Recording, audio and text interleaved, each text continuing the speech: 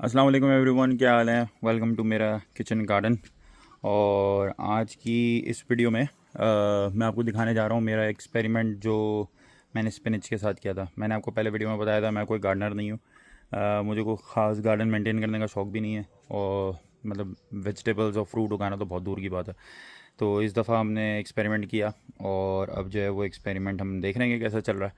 सो चले, मैं आज आपको आज का सेकंड थर्ड बेसिकली एडिशन में मैं आपको दिखाता हूँ मेरा जो स्पिनच उगाने का एक्सपीरियंस था वो कैसा रहा। तो लेट्स डू इट। जी गाइस, तो मेरा जो स्पिनच है वो ये है, ठीक है। ये मैंने क्या किया था कि एक बेड बनाया मैंने बमुश्किल तमाम 4-5 इंच का, ठीक है। जो इसकी हाइट है वो उतनी ही बस सॉइल है इसके अंदर, उससे ज़्यादा कुछ भी नहीं है। कंपोस्ट डाला था मैंने बेसिक सा पीट फ्री कंपोस्ट, और उसके अंदर फिर मैंने सीड्स फेंक दिए थे। सीड्स कोई भी आप उठा सकते हैं दुकान से, और आपका काम उसमें हो जाएगा, ठीक है। बहुत स्पीड में इसके स्प्राउट्स निकल आए थे, मतलब ज़्यादा टाइम नहीं लगा था।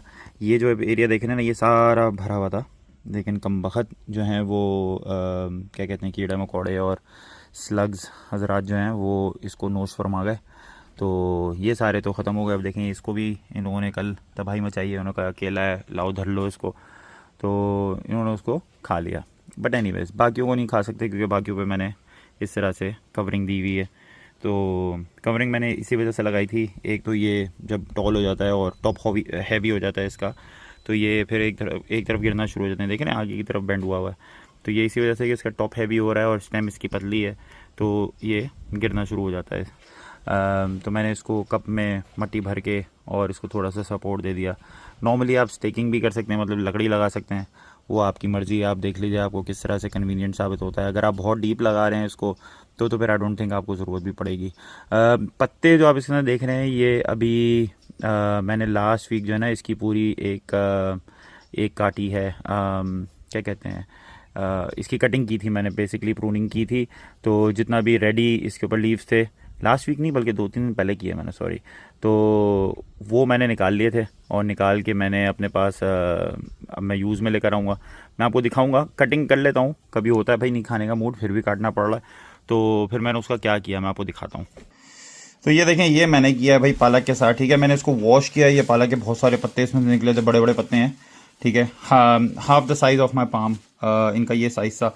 इनको मैंने जो है वो धोया, अच्छी तरह धो के मैंने इनको पूरी तरह से सुखाया है। बिल्कुल ड्राई होने के बाद मैंने इनको एक एयर टाइट बैग में डाल के और इनको फ्रीज़र में डाल दिया। बिल्कुल फ्रोज़न है इस वक्त ये, ताकि ये आगे यूज़ में आ सकें। अगर मैं इसको खोल के अभी डिफ्रॉस्ट कर लूँगा, ये बिल्कुल फ्रेश एज़ न्यू होंगे। तो ये तरीका है अगर आपके पास मुस्तकिल स्पिनच निकल रहा है। स्पिनच जो है वो एक शैलो प्लांट है, हर्ब्स में आता है, हर्ब्स की फैमिली में। तो इसके लिए आपको जो है ना कोई बहुत ज़्यादा डीप कुछ लगाने की ज़रूरत नहीं है। अगर आप 1 सेंटीमीटर भी सीड अंदर, सॉरी 1 सेंटीमीटर कह रहा हूँ, 1 इंच अगर आप डालेंगे सीड, तो आपका काम उसमें हो जाएगा। आपको इसको डीप करने की ज़रूरत नहीं है। बस इतना सा एक उंगली उसमें अंदर फंसाइएगा, लकड़ी फंसाइएगा, जो भी होल बने उसके अंदर वो डाल के और कवर कर दीजिएगा मट्टी। थोड़ा गैप दीजिएगा, एक लीनियर में बनाइए। अपने एक्सपीरियंस से बता रहा हूँ, ये गलती मैंने की है। मैंने ऐसी चक्कर सब ऐसे करके डाल दिया उसके अंदर, और अब वो वैसी तरीके से उग रहे हैं। तो वो करने की ज़रूरत नहीं है। एक मैं यही मशवरा दूंगा कि हॉरिजॉन्टल या वर्टिकल लाइंस बना के उसके अंदर जो है वो प्रॉपर्ली डालें, ताकि जब वो बड़े हों तो उनको मैनेज करना आपके लिए आसान हो जाए। अच्छा, तो आपको मैंने दिखाया कि जो पत्ते अभी मैंने फ्रीज़ किए हुए हैं वो मेरे लास्ट वीक हैं। उससे पहले मैं 2 दफ़ा और काट चुका हूँ, 2 हफ्तों से मैं मुस्तकिल। तो 1 हफ़्ते के अंदर ये बड़े हैवी किस्म की आपको लीफिंग दोबारा करके दूँ कि ये देख रहे हैं आप, अब ये इस किस्म के लीव्स वगैरह इससे थोड़े से और बड़े होंगे। और उसके बाद फिर आपको जब नज़र आएगा यार हर जगह इतने इतने लीव्स आना शुरू हो गए, आप उसकी कटाई छटाई करना शुरू कर दें, ठीक है।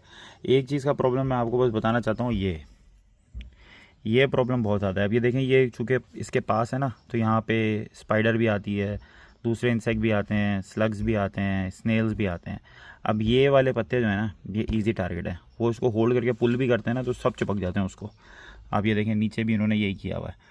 और जितने भी थोड़ा सा दीवार से दूर हैं वो सब सेफ़ हैं, जितने दीवार के करीब हैं वो सबको खाया पिया गया है। ये देखें, ये वाले बिल्कुल परफेक्ट हैं, इनमें कोई इशू नहीं है। जो लेकिन पीछे की तरफ हैं वो सारे बर्बाद हो गए। वो क्या हुआ है कि जी भाई वो आए थे मिस्टर टर्बो, स्नेल और स्लग्स, और आके उन्होंने उसको तबीयत से नोश किया। उसके लिए आपका जो आपका बेस्ट फ्रेंड है नीम ऑयल, जैसे मैंने आपको पहले ही बताया था।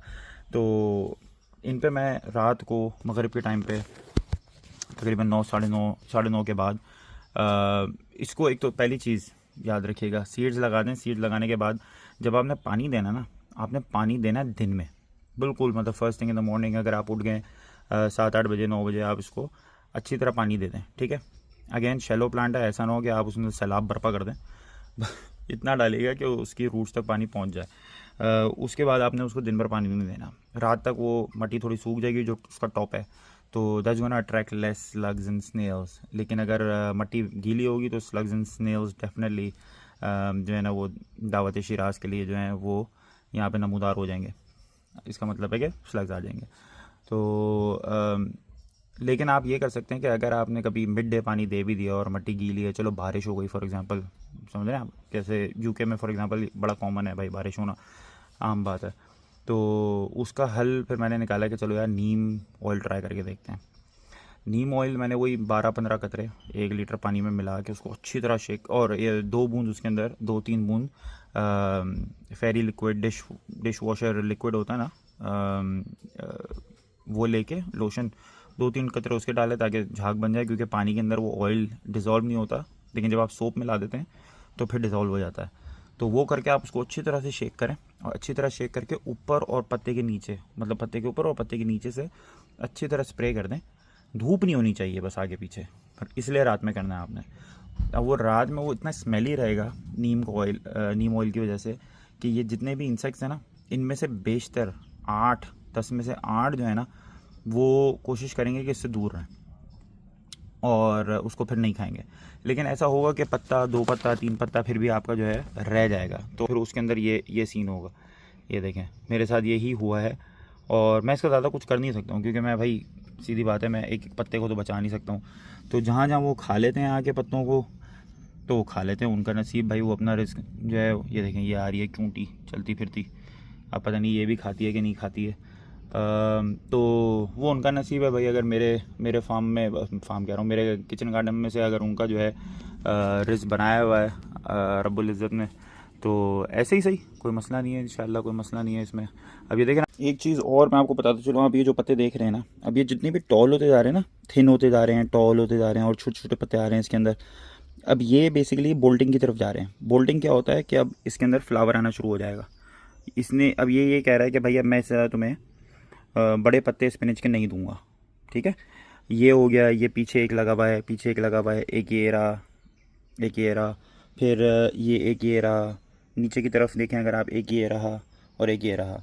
सो अब ये 6-7 मेरे स्टेम्स ऐसी हैं जिनका टाइम पूरा हो गया है। इन्होंने अपना काम कर दिया, इन्होंने काफ़ी सारा स्पिनच मुझे ऑलरेडी दे दिया है, लेकिन इसके अलावा बाकी जितने भी हैं वो अभी अपना काम करते रहेंगे। तो मैं इनको अभी भी नहीं छेड़ रहा हूँ, ये उग रहे हैं, ये अपना प्लांट बना रहे हैं, गुड।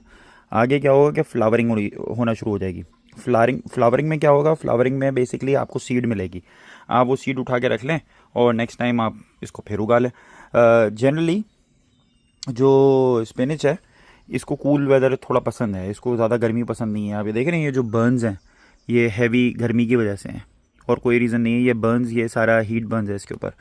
तो बहुत ज़्यादा गर्मी वाले स्पॉट में ना रखिएगा इसको, शेडेड स्पॉट में रखें। बेशक वेदर गर्म हो, लेकिन डायरेक्ट धूप में ना रखिएगा, जल जाएगा ये बेचारा, और इसको ज़्यादा गर्मी बर्दाश्त होती नहीं है। तो लेकिन अगर शेड में रहेगा तो ये थोड़ा चलता रहेगा। अभी ये पॉसिबल है कि मेरे ये थोड़े से, इन्होंने मुझे 4 बार पत्ते दिए हैं। अब ये मेरी अजम्पशन है, शायद गर्मी की वजह से अभी इससे ज़्यादा नहीं बना रहा है, लेकिन अगर मैंने इसको शेड में उगाया होता मे बी, तो शायद ये अभी भी चल रहा होता है। नीचे वाले अभी भी चल रहे हैं। इनको मुझे नहीं पता, ये चूँकि शायद ये थोड़े लोअर बेड में, तो मे बी ये पीछे मेरे जो आलू का बड़ा प्लांट लगा हुआ है उसकी वजह से जब साउथ का सन और वेस्ट का सन आता है तो वहाँ से बच जाते हैं, और ईस्ट का सन इसकी वजह से बच जाता है। तो ज़्यादा इनके ऊपर धूप नहीं पड़ती, सिर्फ साउथ की थोड़ी सन पड़ती है। लेकिन जब साउथ वेस्ट हो जाता है, और जब वेस्ट हो जाता है जहाँ ढलने वाला होता है सूरज, वो सारी धूप इनके पास नहीं आती। ये चूँकि ऊपर हैं इसलिए डायरेक्ट इनके ऊपर साउथ का सन पड़ रहा होता है, तो ये बेचारे फंस गए। तो ये मेरे 6-7 पौधे हैं जो अब फ्लावरिंग की तरफ जा रहे हैं। तो इनमें से मैं सीड्स लूँगा, सीड्स लेके मैं नेक्स्ट टाइम के लिए उसको यूज़ करूँगा। कोशिश करूँगा इसको दोबारा साथ वाला बेड जो मैंने आपको दिखाया था ना खाली पड़ा हुआ है, मैं कोशिश करूँगा कि वहाँ उगाऊँ और इसको कवर करूँ थोड़ा सा, ताकि धूप इसमें डायरेक्ट ना आए।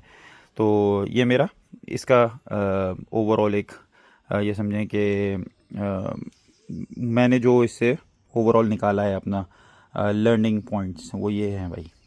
ऑल एंड ऑल स्पिनच बहुत इजी है, सेम इज़ लेटस, अगर स्लग्स का इशू नहीं है, क्योंकि लेटस तो ऐसा है कि मतलब ये समझें कि any time of the day slugs जो है ना वो खा जाएंगे और पूरा खा जाएंगे। एक मतलब एक लुकमा भी नहीं छोड़ेंगे, मतलब आपके चखने के लिए तो कुछ भी नहीं बचेगा। सारा खा जाएंगे। मिंट को छोड़ देंगे वो, अगर आप मिंट लगाएंगे ना, मिंट की स्मेल तेज़ होती है और इंसेक्ट्स के लिए वो एक नेचुरल रिपेलेंट है उसकी स्मेल। तो एक तो भाई बहुत शदीद गर्मी हो रही है। एक सेकेंड, आज यूके के अंदर रिकॉर्ड तोड़ गर्मी है। आज यहाँ पे जो रियल फील है वो 40 है और टेम्परेचर 36 है इस वक्त, जहाँ पे मैं हूँ लेस्टर के अंदर। बाकी शहरों में भी ऐसा ही है। तो ओवरऑल ही आज यूके का मामला बड़ा ख़राब है।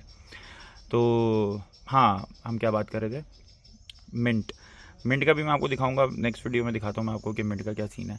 लेकिन ये आपका ओवरऑल स्पिनच का सीन है, ठीक है। बुरा एक्सपेरिमेंट नहीं रहा, क्योंकि हमने काफ़ी काटा है और यूज़ कर रहे हैं और खा भी रहे हैं और जायकेदार भी है, कड़वा भी नहीं है अल्हम्दुलिल्लाह। तो एक्सपेरिमेंट मेरे हिसाब से सक्सेसफुल है। हाँ, थोड़े बहुत ये कीड़े मकोड़ों के मसले हैं। अब मतलब सबको सब कहाँ मिलता है भाई, मतलब अगर हम परफेक्ट हो गए तो फिर थोड़ी मज़ा आएगा। अब कोई तो शुगर रहना चाहिए ना ज़िंदगी में, कोई तो एक दुश्मन होना चाहिए। वो लगी सही। तो ये सीन है। इंशाल्लाह आगे कंटिन्यू रखते हैं। अगले वाले में मैं आपको मिंट का सीन दिखाता हूँ मेरा, और उसके बाद फिर ये है कि आगे बात करेंगे, फिर आगे की चीज़ें भी और दिखाऊंगा, बहुत है मेरे पास, ठीक है। तो अपना ख्याल रखें, नेक्स्ट वाले में मिलते हैं इंशाल्लाह। अपना लगाओ, अपना खाओ।